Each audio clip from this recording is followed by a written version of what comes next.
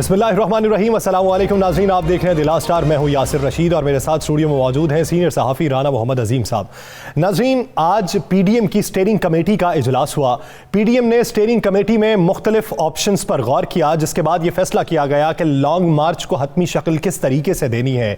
एक तरफ लॉन्ग मार्च को लेकर, जिसे महंगाई मार्च का नाम दिया जा रहा है, हुकूमत ने ऑप्शन दिए कि अगर आप करना चाहते हैं तो कुछ पहले कर लें या एक हफ्ता बाद कर लें, उन दिनों में आप लॉन्ग मार्च ना करें, आपको मुश्किलात का सामना करना पड़ सकता है। लेकिन हुकूमत के इस ऑप्शन पर भी पीडीएम मानने को तैयार नहीं है। पीडीएम के तर्जुमान हाफिज हमदुल्ला साहब ने आज प्रेस कॉन्फ्रेंस करते हुए क्या बात की है, पहले वो सुन लीजिए, फिर गुफ्तगू बढ़ाते हैं।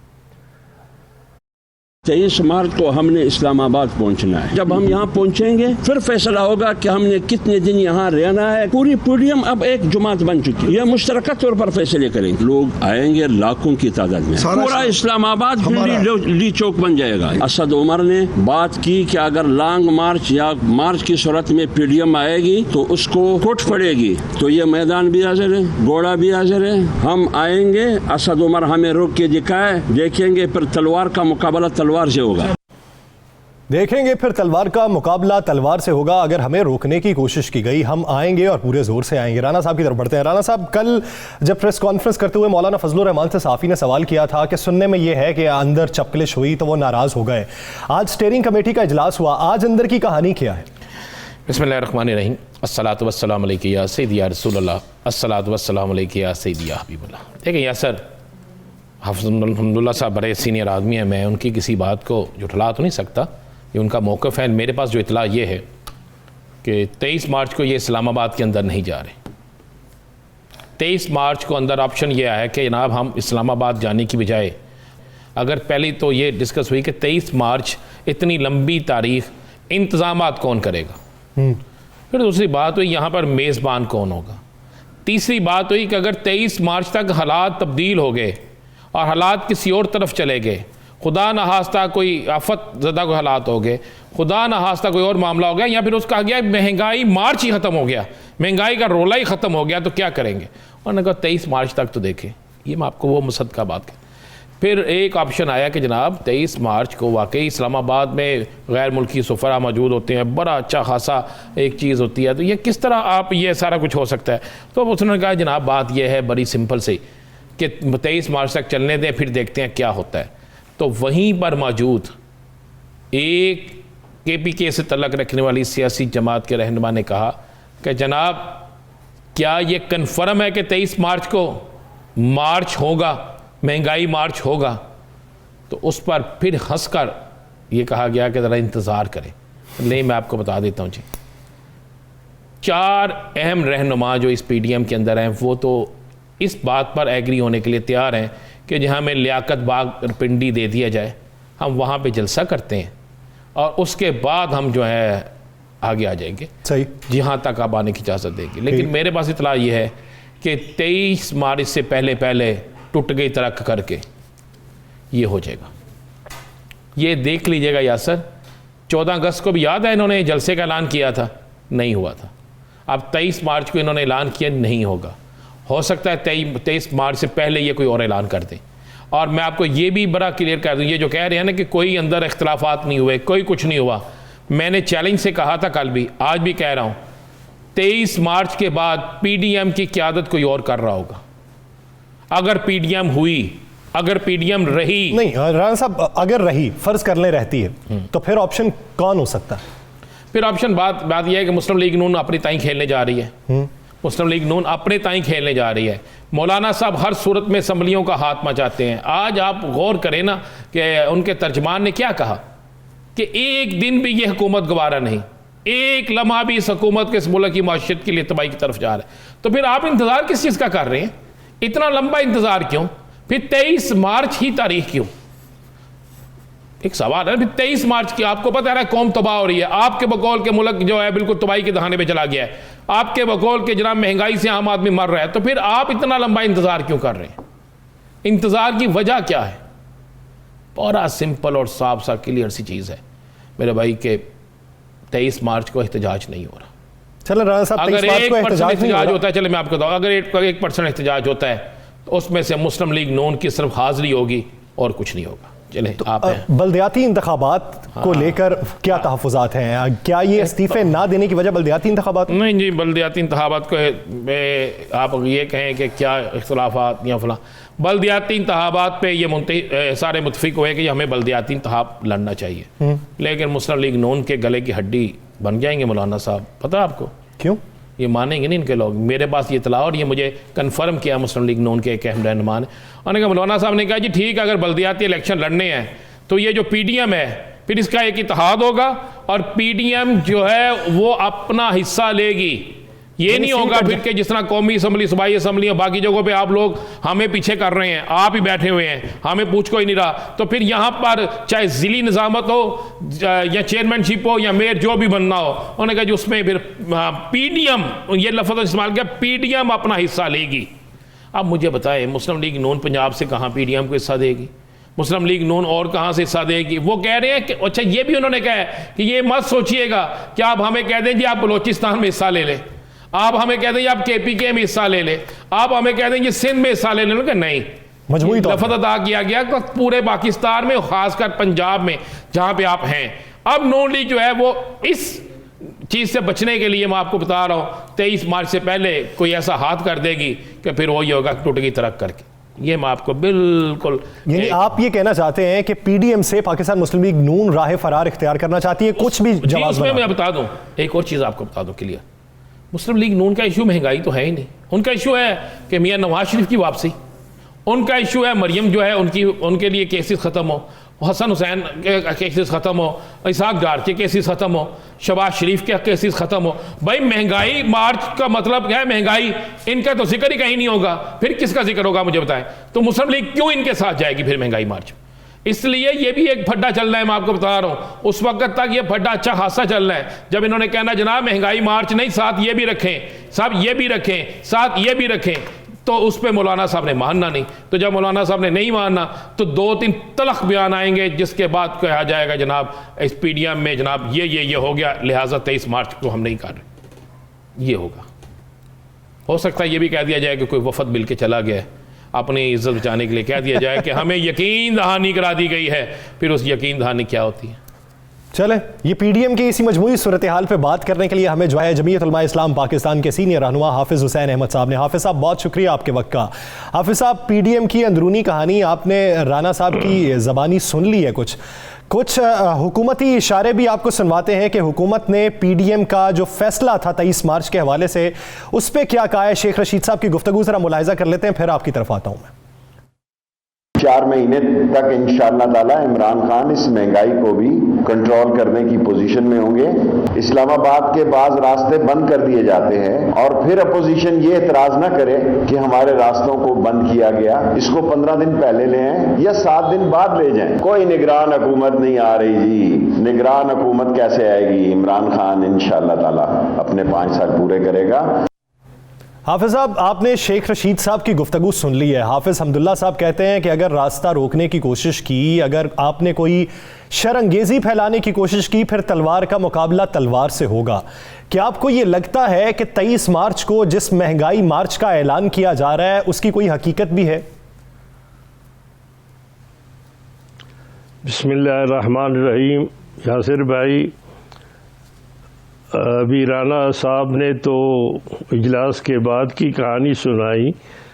आपको याद होगा कि पिछले इजलास में जो नवंबर को हुआ था और उसके दूसरे दिन आप ही के चैनल पर राना साहब ने मुझसे सवाल किया कि आज तो नहीं हो सका फ़ैसला, 6 दिसंबर को हतमी फ़ैसला होगा और दमादम मस्त कलंदर होगा। और यही कुछ बयानात भी PDM की तरफ से कायदीन के अखबारात में भी छपे और मीडिया में भी आया।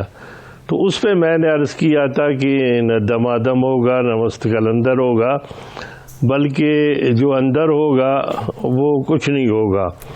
क्योंकि पिछले इजलास में काफ़ी गौर खौज के बाद तकरीबन 5-6 घंटे बहुत ही बहस तमीज़ के बाद, लड़ाई झगड़े के बाद जो अहम तारीख़ी फ़ैसला हुआ था वो ये था कि 6 दिसंबर को हतमी सरबराही इजलास होगा और उस इजलास में हतमी फ़ैसले करेंगे और हुकूमत को एक दिन के लिए भी, एक लम्हे के लिए भी बर्दाश्त नहीं किया जाएगा, क्योंकि ये जिहाद है और जिहाद से पीछे हटना तो कुफ्र है।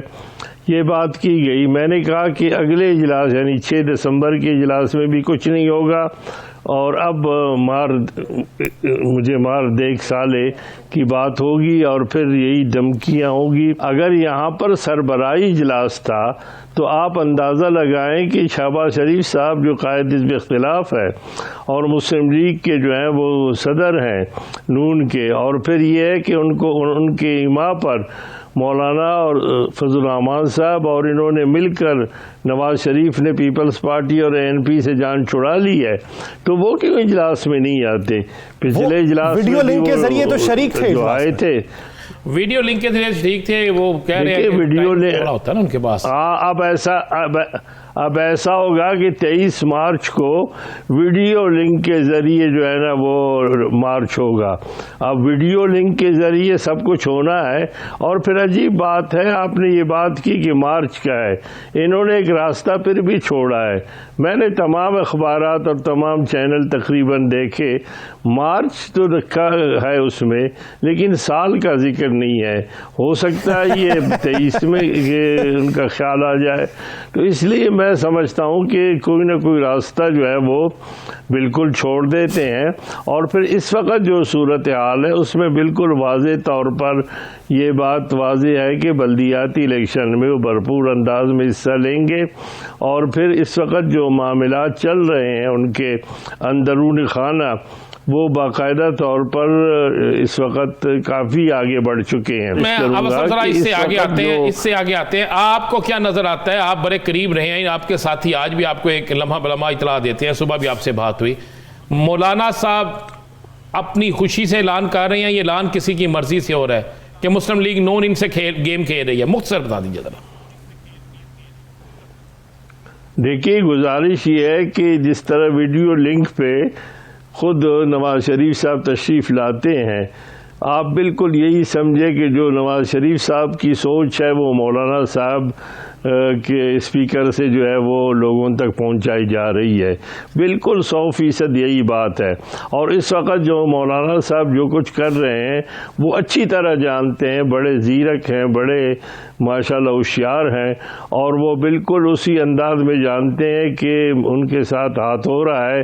लेकिन अगर वो इस वक्त तक खड़े हैं और खड़े रहे हैं, वो सिर्फ नवाज शरीफ साहब की इनायात, नवाज शरीफ साहब के अहकामात, नवाज शरीफ साहब की चमक और दीगर हवालों से है। और मैं तो दाद देता हूँ मौलाना फजल रहमान साहब को, क्योंकि हमने 30-40 साल इकट्ठे काम किया है। यानी 6-6 घंटे के इजलास में कुछ भी फैसला नहीं होता, लेकिन वो बड़े हौसले के साथ मीडिया में आकर जो ब्रीफिंग देते हैं और राय को पहाड़ बना लेते हैं, वो तो तमाम तर मीडिया भी जानता है और अवाम भी जानते हैं। तो मैं समझता हूँ कि अब अगले यानी इस साल तो मामला रह गया, अब अगले साल में भी आप देखेंगे बिल्कुल हम यही कहेंगे कि 23 मार्च को इस हवाले से वही होगा जो 14 अगस्त को के जलसे का हुआ था। 23 मार्च के जलसे का भी वही होगा जो 14 अगस्त के जलसे का हुआ था। और इससे पहले जो बयानात पीडीएम की जानिब से दिए गए, अवाम तक पहुंचाए गए, जिस पर अमल दरामद नहीं हो सका, तो इस बार भी नताइज आपको वैसे ही लगते हैं। बहुत शुक्रिया हाफिज हुसैन अहमद साहब इस हवाले से अपना वक्त देने के लिए। नाजरीन, दीगर सियासी हाल पर बात करेंगे एक शॉर्ट ब्रेक के बाद, कहीं नहीं जाएगा, स्टे विद अस।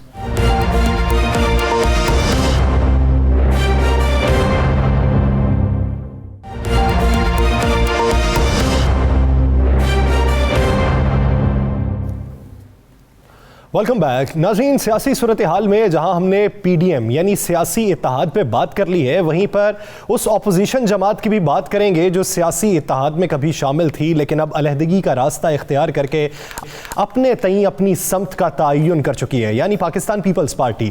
NA 133 के नताइज तो आ गए, जिस पर खुशी के शादियाने भी पाकिस्तान पीपल्स पार्टी के तरफ से बजाए गए, हालांकि वो हार गए थे, लेकिन जो वोट बैंक उनका बड़ा है, उसके बाद उन्होंने अपनी नई समत समत का तयन क्या किया है, उसके बाद उनके नए गोल क्या हैं जिसे अचीव करने की जरूरत है। बिलावल हाउस लाहौर जो है, क्या ये सियासत का मरकज बन चुका है या फिर आने वाले दिनों में बनेगा? राना साहब की तरफ बढ़ते हैं। राना साहब, पीपल्स पार्टी का नया गोल क्या है? गोल वो जिसे वो अचीव करते हुए भी दिखाई देते हैं। या सर मैं आपको ये बताता हूँ, देखें पर ही कमाल उन्होंने गेम खेल ली है। लाहौर में इलेक्शन लड़ा, उन्होंने कहा जी हम लाहौर का वो सेंट्रल पंजाब जिसे आप कहते हैं, उन्होंने कहा जी हमने यहाँ पे अपना लोहा मनवा लिया, 5000 कुछ वोटों से हम 32,000 तक चले गए। जरदारी साहब ने कल जश्न मनाया। जरदारी साहब ने कल एक लफ्ज़ इस्तेमाल किया कि हम गली गली इनसे लड़ेंगे, मोहल्ले मोहल्ले इनसे लड़ेंगे। यासर याद है ना ये? जी।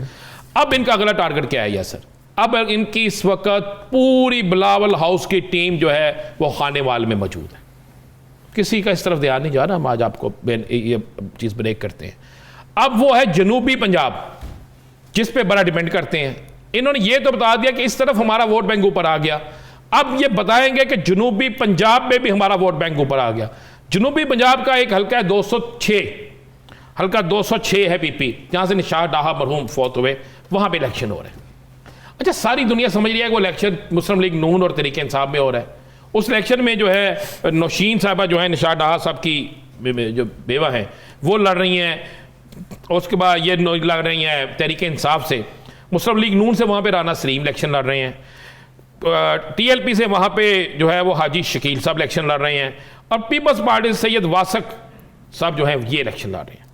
अब ज़रा किस तरीके से इनका वो बनता है या सर? अब जरदारी साहब ने टास्क दे दिया सारी पीपल्स पार्टी को कि बैठ जाओ वहाँ जाके। इस वक्त वहाँ बिलावल हाउस की टीम बैठी हुई है तो सारा इसको देख रही है। सबका इलेक्शन में मैं मुख्तसर आपको बता, सबका इलेक्शन में इस हल्के से जो पीपल्स पार्टी का उम्मीदवार था उसको वोट पड़े थे 5000। ठीक है, हर जगह 5000 जी बिल्कुल। मैं बताता हूँ उनको जो पूरे वोट थे पीपल्स पार्टी के उम्मीदवार को पाकिस्तान वो पड़े थे 5773। सही, ये पीपल्स पार्टी का 5000 के करीब तकरीबन पड़े थे वोट पीपल्स पार्टी के उम्मीदवार को।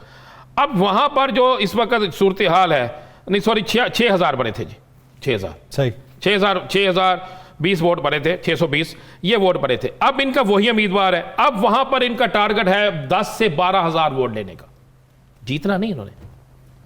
इन्होंने कहा कि हम वहां पे 10 से 12,000 वोट लेंगे। ये बाकायदा मैं आपको बता रहा हूं। उस हल्के में चले जाए, इतने बैनर लगे हुए पीपल्स पार्टी के उम्मीदवार के कि लगता है इलेक्शन ही सिर्फ उसका है। वहां पर तहरीक लब्बैक का उम्मीदवार भी मौजूद है, वहां पर मुस्लिम लीग नून और तहरीक इंसाफ का भी है। अब उतने बैनर उनके नहीं लगे जितने इनके लगे हुए हैं। अब आसफ अली जरदारी साहब का जो टारगेट है वो टारगेट ये है कि वहां से 12,000, 10 से 12,000 कम अज कम वोट लेने हैं हमारे उम्मीदवार ने, उन्होंने कह दी। अब वहां पर उन्होंने मुख्तलिफ लोगों को इतना एक्टिव किया हुआ है, कराची से यानी सिंध से बड़ी एक अहम टीम, बिलावल हाउस की अहम टीम वहां मौजूद है। वो वहां पर एक एक चीज को मॉनिटर कर रहे हैं। अब लाहौर से सारी टीम शिफ्ट हो गई है खानेवाल। अगर जनूबी पंजाब में ये मैदान में आ लेते हैं, यानी अपना टारगेट पूरा कर लेते हैं, उसके बाद एक जश्न वहां पे भी होगा।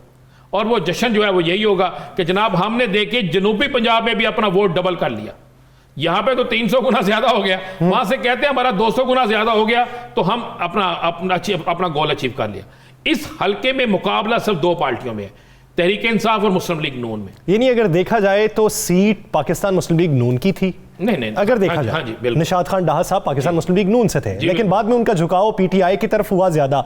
उनका मानना यह था कि अगर मुझे यहां से PMLN की सीट ना भी मिलती तो मेरा अपना असर और रसूख इतना है कि मैं यहां से सीट निकाल लूं। अब की सूरत हाल ये है, जो जमीनी हकायक है वहां पर इस वक्त मुस्लिम लीग नून के राना सलीम जो है वो उनकी कंपेन बहुत अच्छी जा रही। अच्छा, यूनियन काउंसिल बहाल हुई ना, सारे चेयरमैन फला, उनमें से अक्सरियत 34 के 34 उनके साथ चले गए।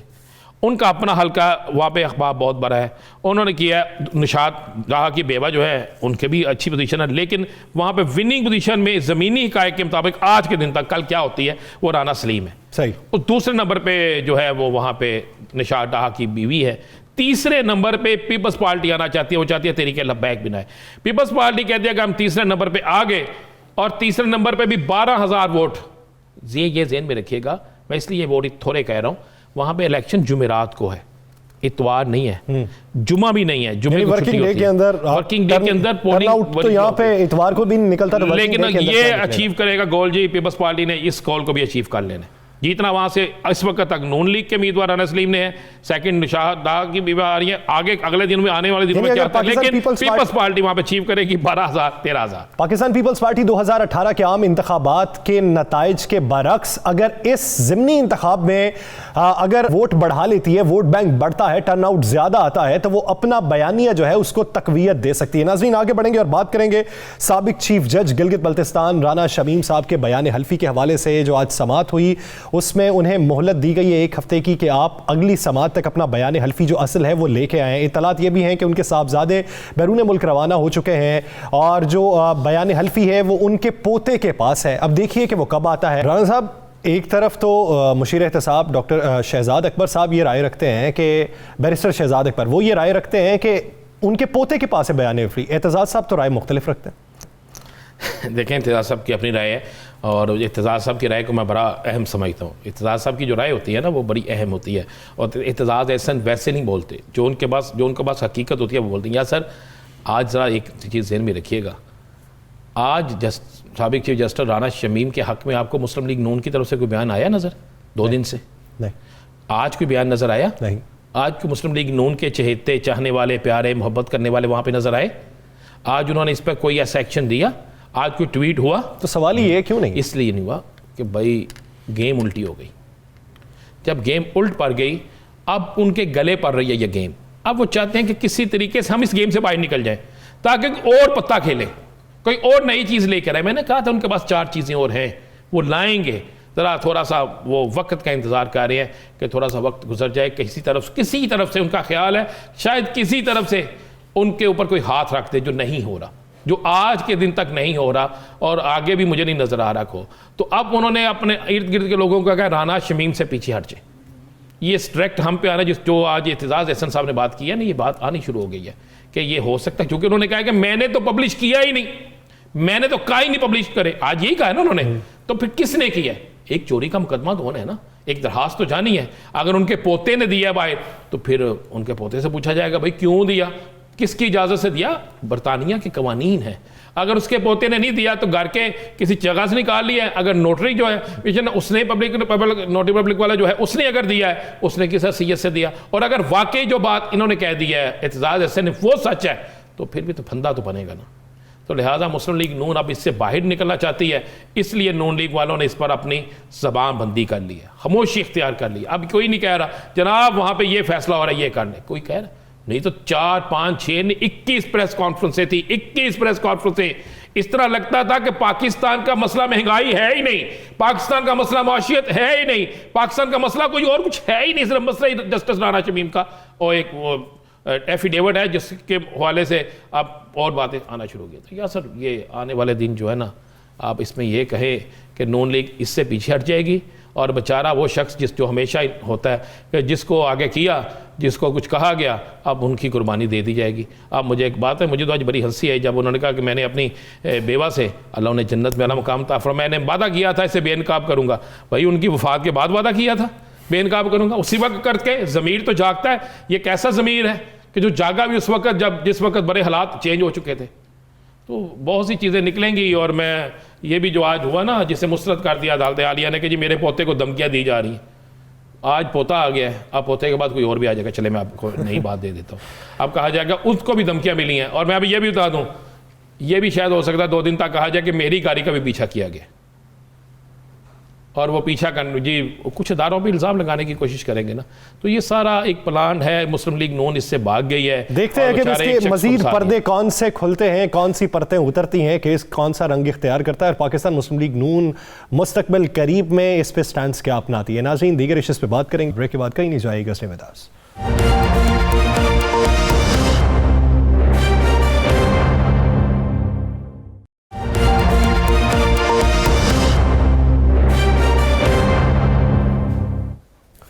ब्रेक के बाद खुशामदीद। नाज़रीन, अपोजिशन हुकूमत को टफ टाइम देने के लिए बयानात तो देती है, लेकिन टफ टाइम किस तरीके से दिया जाएगा? इतना लंबा जब आप हुकूमत को मार्जिन देते हैं और दूसरी तरफ आप मौक़िफ़ ये अपनाते हैं कि ये हुकूमत चलने के काबिल नहीं है, एक दिन भी रही तो आवाम का बेड़ा गर्क हो जाएगा, तो अपोजिशन क्या आपस में अपोजिशन कर रही है?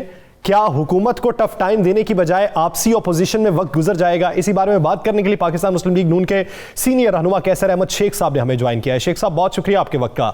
शेख साहब, माजी करीब में पीडीएम के अंदर आपकी इत्तेहादी जमात थी पाकिस्तान पीपल्स पार्टी।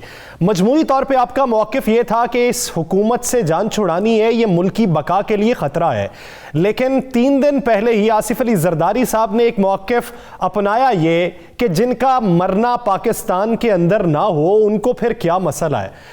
और उनका इशारा कल के दिन, मैं माजरा चाहता हूं, उनका इशारा किस तरफ था ये आप भी समझते हैं, मैं भी समझता हूं। कुछ दिन पहले तक जो जमात उनके लिए काबिल कबूल थी, अब इस कदर नफरत अंगेज क्यों हो गई? बिस्मिल्लाहिर्रहमानिर्रहीम जी, आप दुरुस्त कह रहे हैं पीडीएम में पहले पीपल पार्टी शामिल थी, और जो कुछ जिस तरह वो उन्होंने सेनेट के इलेक्शन में ये तय था कि यूसुफ रजा गिलानी साहब को हम वहाँ वोट देंगे सेनेटर बनने के लिए, और अगर वो चेयरमैन बने तो बिल्कुल वो बनेंगे, लेकिन लीडर ऑफ अपोजिशन जो है वो पीएमएलएन को मिलेगी, वो तय होके आपस में। तो ये खैर जिस वक्त भी ऐसी कोई बात होती है, वैसे कोई वोट होते हैं सेनेट में, तो वो भी पीपल पार्टी ने जिस तरह का मुजाहरा किया आपके सामने है। अभी रिसेंटली हमने जॉइंट सेशन में ये देखा कि पीएमएलएन के तो सारे ही सेनेटर, तो सारे ही एमएनए मौजूद थे, लेकिन कम से कम 4-5 एमएनए और सेनेटर पीपल पार्टी के या तो वो मुल्क में नहीं थे या बीमार हो गए। तो अगर कोई यकजहती से काम होता है तब तो होता है। अपोजिशन, आप दुरुस्त कह रहे हैं कि ये परसों जो बयान दिया है आसिफ जरदारी साहब ने, तो वो बयान तो इतना सख्त है, और वो ये एक तरफ बात करें ना, वो वैसे तो अपोजिशन लीडर को कहते हैं जी हम कंबाइंड अपोजिशन में मियां शहबाज शरीफ साहब को मानते हैं, और जिस तरह वो कहेंगे हम वो करेंगे, लेकिन अब सामने आ रहा है, मुजाहरा हो रहा है आपके सामने है। जो शेख साहब, कल उन्होंने नारा लगाया और जरदारी साहब ने उस पर हाथ हिला के जवाब दिया, शेर का शिकारी आसिफ जरदारी। अब आप भी कह रहे हैं, आपने कल भी सुन लिया, सख्त तरीन लफ्ज इस्तेमाल किए, धरती के हैं ही नहीं आप लोग, यानी आपको उन्होंने आपकी क़यादत को कह दिया।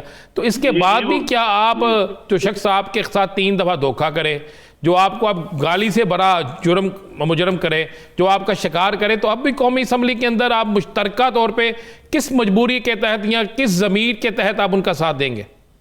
जी, हमारी ये ख्वाहिश रही है कि सारी अपोजिशन इकट्ठी हो, और वो खुद भी उन्होंने इज़हार किया था पीपल पार्टी ने, लेकिन जिस तरह वो हर मौके पे अपने बयानात से और अपने जो कमिटमेंट्स हैं उसको ऑनर नहीं करते, तो अब मैं नहीं समझता अब सबको बैठ के यही जो पीडीएम को ये इस बात पे, क्योंकि मैं ये नहीं कहता, अब देखिए उनका क्या लाया अमल होता है, और मैं समझता हूँ कि बड़ा मुश्किल है इस वक्त पीपल पार्टी पीडीएम का इसमें साथ दे, क्योंकि वो तो दूसरी बात कर रहे हैं, वो तो कह रहे हैं कि vote of no confidence Punjab में पहले हो। मैं शेख साहब आप ये देखें कि आपने इत्तेहाद बनाया था और मौक़िफ़ ये अपनाया कि वोट चोर हुकूमत है, ये आपने उससे मिलके इत्तेहाद बनाया अपोजिशन का पूरा।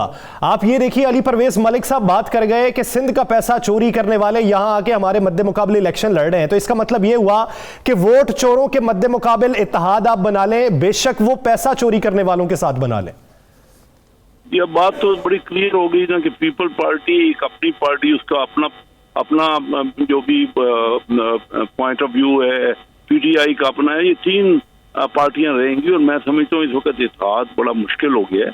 और जो सिंध में परफॉर्मेंस है ना पीपल पार्टी की, मैं यहीं रहता हूँ कराची, आपको तो पता है, और यहाँ पे जो कुछ हुआ, एक तो 16 घंटे बिजली नहीं थी, फिर जो कराची में पानी का जो माफिया है, और जो जमीनों में जो कुछ हुआ है ना सारा क्लिफ्टन, और आप डिफेंस देख लीजिए, जब मैं फाइनेंस कमेटी का चेयरमैन था तो बड़े जोर से मैंने ये बातें की कि 10 लाख रुपए में आप ट्रांसफर कर रहे हैं 10 करोड़ के प्लाट को, और बाकी 9 करोड़ 90 लाख ब्लैक का मनी, स्मगलिंग की मनी, या जो टैक्स नहीं जिसका दिया हुआ उस रकम को आप वाइट करवा रहे हैं, तो क्या होते हैं सारे प्लाट आप पता करवाइए ना कि कलेक्टर और डिफेंस में सिंध क्या हुआ क्या है।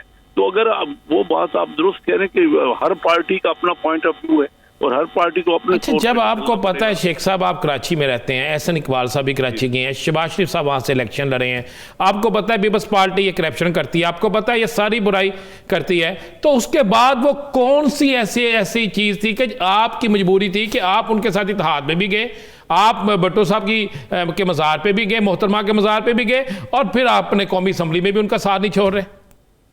ये आप दुरुस्त कह रहे हैं। ये मुफादात, क्या हम इसे कह दें कि आप अपने मुफाद के लिए या अपने लीडर को बचाने के लिए बदतरीन जिसको आप कहते हैं उससे भी इत्तेहाद कर देते हैं? नहीं, आप ये नहीं कहें। आप देखें ना हमारी, फिर हम क्या कहें ये बता दें ताकि हम वही कहते हैं। मैं आपको बताता हूँ। लेकिन हमारी कोशिश थी ये जो हुकूमत इस वक्त हुकूमत में हैं लोग, उन्होंने बदतरीन परफॉर्मेंस की है और कोई किसी की, तो क्या पीपल्स पार्टी ने अच्छी परफॉर्मेंस की है? यही हम पूछते हैं।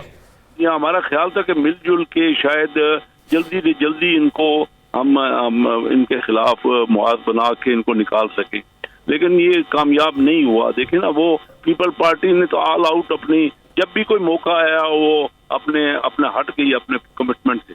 तो अब तो यही सामने आ रही हैं चीजें जो आपने कहा, बड़ा क्लियर है कि अपोजिशन में हमारी पूरी कोशिश रही कि बावजूद इस मामलात के जो हम समझते हैं उनके जो शेख साहब उन्होंने जो चॉइस रखी थी वो आपने नहीं मानी, आपने जो रखी थी उन्होंने नहीं मानी, वो तो चले गए। अब मुत्तहिदा अपोजिशन क्या फैसला कर रही है? लॉन्ग मार्च का फैसला भी किया जा रहा है, तो वो भी 4 महीने का टाइम फ्रेम दे दिया गया। आप लोगों ने क्या किया?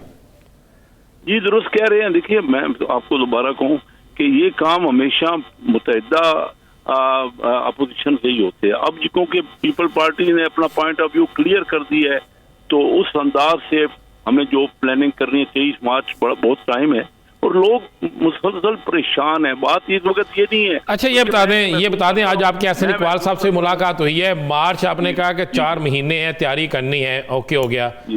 इस्लामाबाद आप जा रहे हैं, 23 मार्च है, कौमी दिन होता है, वहाँ पे परेड होती है, गैर मुल्की सफ़ीर होते हैं, बहुत बड़ा इवेंट होता है, तो क्या 23 मार्च को इस्लामाबाद जा रहे हैं?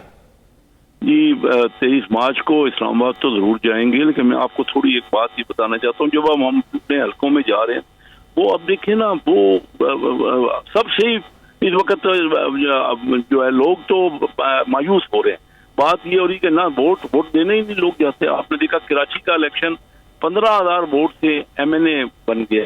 कराची में जो इलेक्शन हुआ है पीपल पार्टी ने जीता, 15,000 साढ़े 15,000 वोट दिए, पोलिंग ही नहीं हुई, 10% भी पोलिंग नहीं हुई, अब 17% पोल। तो लोग इस पूरे निज़ाम से और जो कुछ हम परफॉर्मेंस इस हुकूमत ने किया है ना, तो इस हुकूमत के वजह से तो सबसे ही मायूस हो चुके हैं, क्योंकि उनका ख्याल है कि इसका कोई लोग दावे करते हैं, नारे लगाते हैं, झूठे वादे करते हैं और परफॉर्म तो करते नहीं है। तो इसकी वजह से आप सामने आ गई ना लाहौर की सूरत हाल। वोट ही नहीं पड़े, वोट की पोलिंग ही नहीं हुई, लोग का टर्न अप भी नहीं हुआ। हम जरूर कोशिश करेंगे 23 मार्च को जाके इकट्ठे होके, अगर देखिए सबको रियलाइज करना पड़ेगा, सिर्फ पॉलिटिकल पार्टियां नहीं, आवाम को भी सोचना पड़ेगा और हमें अपनी पॉलिटिकल पार्टियों की परफॉर्मेंस को बढ़ाना पड़ेगा। हम आवाम के लिए जब तक काम नहीं करेंगे, लोगों के, आपको यकीन है कि आप 23 मार्च को इस्लामाबाद जाएंगे? क्या कोई नजरसानी हो सकती है? नहीं, जिस तरह पूरी पार्टियां फैसला करेंगे PDM, तो वही होगा ना जी। वो तो आपके सामने उन्होंने कल ये कहा है कि हम जाएंगे, तो अगर वही फैसला PDM के प्लेटफॉर्म से जो कुछ फैसला किया जाएगा उसी पर मिनवन अमल किया जाएगा। और ये ज़रूरी है कि अवाम के मसाइल के ऊपर अगर सियासी कायदीन बाहर निकलें तो उसका समर कुछ मिल सकता है। बहुत शुक्रिया कैसर अहमद शेख साहब इस हवाले से अपना वक्त देने के लिए। नाज़रीन, जिस पे बात करेंगे एक शॉर्ट ब्रेक के बाद, कहीं नहीं जाइएगा, स्टे विद अस।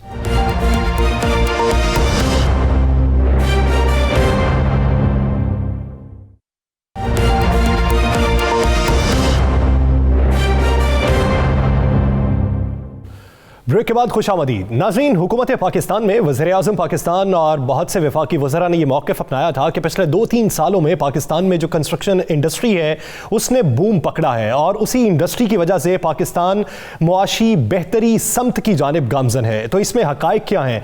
वक्त के साथ साथ इस कंस्ट्रक्शन इंडस्ट्री के अंदर बदलाव क्या आया है और ये बदलाव मुस्तक़बिल में किस तरह के समरात पाकिस्तान को पहुँचाएगा? इसी पर बात करने के लिए हमें ज्वाइन किया है chairman constructors association of Pakistan Pakistan engineer Jamal Nasir Khan sahab ने। जमाल साहब बहुत शुक्रिया आपके वक्त का। जमाल साहब, एक तरफ हुकूमती मौक़िफ़ है कि कंस्ट्रक्शन इंडस्ट्री जो है वो बूम पकड़ती जा रही है, लेकिन अगर हम पिछले कुछ अरसे में देखें, सरिया भी महंगा हुआ, स्टील भी महंगा हुआ, सीमेंट भी महंगा हुआ, रेत भी महंगी हुई।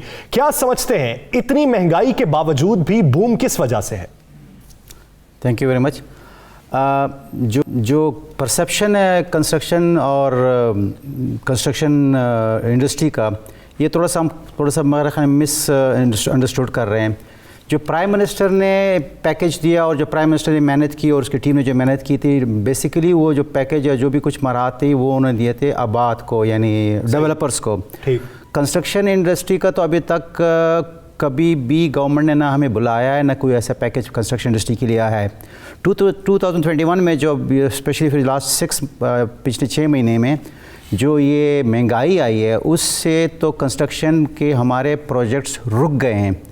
और जो ये बूम की बात है, बूम तो थोड़ा सा आया था इसका प्राइवेट सेक्टर के हाउसिंग प्रोजेक्ट्स में, मगर तकरीबन उनको भी उसका तो खैर थोड़ा सा सिनेरियो चेंज है, क्योंकि उनका अगर महंगाई आई तो पास ऑन कर देंगे कंज्यूमर को इसका इफ़ेक्ट आएगा। मगर जो कंस्ट्रक्शन इंडस्ट्री को इफ़ेक्ट आया है वो हमारे प्रोजेक्ट्स वो फिक्स होते हैं, गवर्नमेंट के साथ रेट तय होते हैं। जी, इसी पे आते हैं। मुझे ये बताएं जमाल नासिर साहब के पूरे पंजाब में, जमाल नासिर साहब आपने पूरे पंजाब के अंदर हड़ताल कर दी है, एक भी सरकारी टेंडर आप नहीं ले रहे। टेंडर हो रहे हैं, पहले आप लोग लड़ते थे टेंडरों के लिए, अब आपने छोड़ दिए हैं, और जो काम पुराने हैं वो भी नहीं हो रहे। क्या वजह है? इस तरह तो बिल्कुल पंजाब में तरक्की रुक जाएगी ना। राना साहब, ऐसा है कि वो जो टेंडर हड़ताल या हमने नहीं किया है, बेसिकली वो काम पॉसिबल नहीं है, क्योंकि हमारे गवर्नमेंट के रेट, जो पंजाब गवर्नमेंट के या प्रोविंशियल गवर्नमेंट्स के हमेशा रेट फिक्स होते हैं, वो एस्टिमेट लगाते हैं, रेट फिक्स होते हैं। ये सारे एस्टिमेट पुराने 6 महीने या साल पुराने के एस्टिमेट्स बने हुए हैं, जो कि अभी करस्पॉन्ड नहीं करते हैं जो करंट रेट हैं। तो जो भी कंस्ट्रक्शन कंपनी ये काम लेगा वो करने के काबिल होगा ही नहीं, तो जो काम हो नहीं सकते उसमें क्यों अपना इन्वॉल्वमेंट करेंगे। जो पुराने प्रोजेक्ट्स हैं, जैसे कि पुराने हुए हैं, वो अब पॉसिबल है ही नहीं करना, क्योंकि महंगाई जो है, जो 8, 10, 11, 12% सालाना इन्फ्लेशन आता था, वो इस मरतबा 70%, 85%, 60% इन्फ्लेशन मुख्तलिफ आइटम्स में है। आप दुरुस्त होंगे इस बारे में, जिस तरह मजमूई तौर पे महंगाई है, आप जिस तरह बातें कर रहे हैं उससे रिलेट करती है।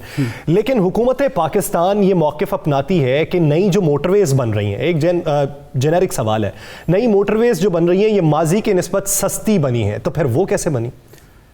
जो माजी के मोटरवेज़ हैं, डेफिनेटली जो उस वक्त के जो उन्होंने प्रोक्योरमेंट किया होगा, अभी तो जो मोटरवेज़ हैं अभी तो बनी नहीं है, अभी तो ये इन्होंने टेंडर किए हुए हैं। ये जब कंप्लीट होंगे, कंक्लूड होंगे, और तो फिर देखा जाएगा कि ये पुराने और नए में कितना फ़र्क है। मैंने ज़रूर सुना है प्राइम मिनिस्टर साहब के तकरीर में, जब लास्ट टाइम उन्होंने इफ्तिताह किया है, यकीनन चूँकि हमारी कंस्ट्रक्शन इंडस्ट्री जनरली वैसे ग्रो कर गई, हमारा जो जीडीपी का हजम है वो कम है, तो उसकी वजह से कंपटीशन ज़रूर आया होगा। और थोड़ी सी कंपनियाँ जो पिछले 10 सालों में काम किया ग्रो भी कर गई। जो पहले जो हमारे मोटरवेज़ थे वो प्राइवेट पाकिस्तानी किसी एक कंपनी ने भी नहीं किया, BOT वगैरह पे। अब जो है ना पाकिस्तानी कंपनीज इसमें आ रही है, तो रेट तो चाइनीज़ के मुकाबले में हमारे रेट बड़े कम है, क्योंकि पाकिस्तानी लोकल इंडिजिनस मटेरियल वगैरह सारे इस्तेमाल करते हैं। मगर कम रेट ये अभी ये जब ये कंप्लीट होंगे फिर पता चलेगा कि कितने कम रेट पे कंप्लीट हुई है। खास साहब, इस वक्त अगर यही सूरत रहती है, आप लोग काम नहीं कर रहे, आप टेंडर मनसूख हो रहे हैं, जितने टेंडर आ रहे हैं वो मनसूख हो रहे हैं, चाहे वो गलियों के, मोहल्लों के, सड़कों के, अस्पतालों के, कोई भी हो, तो इससे तो मजदूर भी बेचारा बड़ा जो होगा मुतासर होगा, इससे मिस्त्री भी मुतासर होगा, कारीगर भी मुतासर, हर शख्स जो इससे वाबस्ता है, और इससे आप भी बड़े बुरी तरह मुतासर। कितने लोग इससे मुतासर होंगे? और आपकी जो डिमांड है, क्या वो किसी ने सुनी और क्या पूरी होती नज़र आती है? असल में कंस्ट्रक्शन इंडस्ट्री ज़राअत के बाद दूसरी बड़ी जॉब प्रोवाइडर है। जब राना साहब आप कह रहे हैं कि आप ये कर रहे हैं, हम नहीं कर रहे हैं, हम करने के काबिल ही नहीं है काम करने, जो हम काम कर नहीं सकते, जिसमें हमारी सकत नहीं है, तो क्योंकि इस काम के ओनर हम नहीं हैं, काम के ओनर गवर्नमेंट है। जो महंगाई है और जो रेट वो हम यानी जो एक सीलिंग है हमारी कोट करने की, वो उसमें पॉसिबल नहीं है, तो कैसे हम कर सकते हैं। रहेगी बात, हमने अपील की है प्राइम मिनिस्टर से, हमने असद उमर साहब से मीटिंग की है, हमने प्रोविंशियल गवर्नमेंट में सेक्रेटरी CNW से मीटिंग की है, और हमने प्राइम मिनिस्टर के जो फोकल पर्सन है फॉर हाउसिंग उनसे मीटिंग की है। बेसिकली सारे एग्री करते हैं कि इशू है, प्रॉब्लम ये आ रहा है इस इशू को अब सॉल्व करने के लिए कोई आगे नहीं बढ़ रहा कि हम इसको सॉल्व कैसे करें। खान साहब, एक बुनियादी सवाल है, ये आप देखें कि एक हुकूमती रेट है और हुकूमती रेट के मुताबिक सरिये का भी पता होगा ये इतने टन इतने में आता है, सीमेंट का भी पता होगा इतने में आता है, ये भी पता होगा कि इसका तखमीना क्या है, तो इस सब के बावजूद आपको रेट क्यों कम मिलता है? मैंने बताया ना कि हमारे जो शेड्यूल रेट्स हैं प्रोविंशियल गवर्नमेंट में, अगर मैं सिर्फ प्रोविंशियल गवर्नमेंट की बात करूँ, असल में मसला सारा प्रोविंशियल गवर्नमेंट में बहुत ज़्यादा आ रहा है। वो सरिया आज मार्केट में 1,95,000 से लेकर 2 लाख पर टन में है, उनके शेड्यूल में 1,73,000 है, जबकि सीलिंग ये है कि आप एस्टीमेट से 4.5% से ऊपर जा नहीं सकते हैं। तो ये तो अभी सारे शेड्यूल रिवाइज़ करने पड़ेंगे, और जो ऑन गोइंग प्रोजेक्ट्स है जिसमें एस्केलेशन है और एस्केलेशन नहीं है उसको एनालाइज़ करना है कि कितना डिफरेंस आ रहा है, वो डिफरेंस देना पड़ेगा, क्योंकि ओनर, फिर मैं बता रहा हूँ, ओनर गवर्नमेंट है इंफ्रास्ट्रक्चर प्रोजेक्ट के, चाहे वो छोटे प्रोजेक्ट्स हैं बड़े प्रोजेक्ट्स हैं। अगर ओनर यानी गवर्नमेंट प्रोएक्टिव नहीं होता, हम यूजुअली हमारा ये आदत है, हमारे जो हिस्ट्री रही है कि हम जब खराबी हो जाए, जब सैलाब आ जाते हैं, उसके बाद हम फिर उसके तैयारी करते हैं। हाँ साहब, कितना % अगर यही हालात रहे तो पंजाब में तो जितना दावा किया जा रहा है कितनी हम तामीराती काम कर रहे हैं वो तो सब रुक जाएंगे। नहीं, आप कह रहे हैं सब रुक जाएंगे, नहीं, ऑलरेडी काम रुक चुके हैं, काम रुक चुके हैं। अभी आप ये देख रहे हैं कि जितने डिस्ट्रिक्ट डिवीज़न में टेंडर्स आ रहे हैं, सारे टेंडर्स पे कोई बिड नहीं कर रहा, और उसको नुकसान ये हो रहा है कि बजाय इसको एड्रेस करने का गवर्नमेंट, मैं नहीं समझता गवर्नमेंट ने किया होगा, मगर हमारे भी लाहौर में हालिया में एक एक्सचेंज ने हमारे कंस्ट्रक्टर पे FIR कटवा दी, थाना भगवानपुरा में जी, मियां वहीद साहब पे FIR कटवाया। क्या कि उन्होंने एहतजाज किया कि भाई आपने चोरी छुपे टेंडर किए तो आपने इशू नहीं किया। ज़ाहिर जो प्रोसीजर होते हैं प्रोक्योरमेंट के, वो अब अपना शायद वो अपने कारकर्दगी दिखाने के लिए उसने ये कहा किया हो कि देखो मैं टेंडर करा सकता हूँ। तो बेसिकली हमारा तो कॉन्ट्रैक्टर्स का ये राइट है कि वो, यानी बिड करना मेरा राइट है कि मैं बिड करूँ या मैं बिड ना करूँ, मगर उसका बजाय ये जो इशू है इसको एड्रेस करने के लिए वो अब ये वो जो SHO स्टाइल के पॉलिटिक्स है उस पर में वो आ गए हैं। तो मेरे ख्याल में अगर गवर्नमेंट ने सीरियस इसको नहीं लिया, सिंध गवर्नमेंट ने वैसे सीरियस लिया हुआ है, सिंध गवर्नमेंट ने इस पर कमेटी बना ली है और उसके ऊपर मेरे ख्याल में कुछ दिनों में या फैसला हो चुका होगा या फैसला हो जाएगा। सिंध गवर्नमेंट ने बड़ा प्रोएक्टिव है। पंजाब गवर्नमेंट का हमने चीफ मिनिस्टर पंजाब से टाइम मांगा हुआ है, देखें 1 हफ्ता तो हो चुका है, टाइम हमें मिला नहीं। अगर टाइम नहीं मिला, खान साहब आप क्या समझते हैं ब्यूरोक्रेसी आपके दरमियान में आती है जब आपने टेंडर्स लेने होते हैं, ब्यूरोक्रेसी का किरदार ऐसा है कि वो हुकूमत को सही से ब्रीफ नहीं कर पा रही या फिर हुकूमत समझना नहीं चाह रही? ब्यूरोक्रेसी से जो हमारी मीटिंग हुई, मैं अगर पंजाब की ब्यूरोक्रेसी से बात करता हूँ तो बिल्कुल एग्री हैं। अब चूंकि ये फैसला बड़ा है तो वो चाहते हैं कि गवर्नमेंट इसका फैसला करे, क्योंकि ख़ुद वो आजकल एक नया हमारा प्रॉब्लम है कि हर एक जो भी काम ना करना चाहिए वो कहते हैं नैब के, फिर हम क्या जवाब देंगे। नैब एक अजीब, नैब एक अलग एक इम्पेंडेमेंट है हमारे डेवलपमेंट के लिए, मगर जिन से हमारी मीटिंग हुई सब एग्री करते हैं कि भाई हमारे प्रोजेक्ट नहीं चल सकते हैं, ये प्रोजेक्ट रुक जाएंगे, हमसे डेवलपमेंट बजट खर्च नहीं होना, और ज़ाहिर इसका फ़ौरन फैसला होना चाहिए। और फैसला मेरे ख्याल में हमने फेडरल लेवल पे किया है तो फेडरल गवर्नमेंट की तरफ देख रहे हैं, प्रोविंशियल लेवल पे हमने किया है। लास्ट टाइम सेक्रेटरी CNW से मीटिंग बुलाई। उम्मीद करते हैं कि हुकूमत पंजाब और हुकूमत पाकिस्तान अगर बेहतरी चाहती है इस इंडस्ट्री के हवाले से और जिस तरह के उनके बयानात हैं, तो फिर जनवन मसाइल जो हैं उनको भी हल करना होगा ताकि कुली तौर पर आप एक साजगार फ़ज़ा बना सकें जिससे बेहतरी वकू पजीर हो सके। बहुत शुक्रिया इंजीनियर जमाल नासिर खान साहब इस हवाले से अपना वक्त देने के लिए। नासिर से मुझे और राना अजीम साहब को दीजिए इजाज़त। अपना बहुत सा ख्याल रखिएगा। अल्लाह निगहबान। Thank you.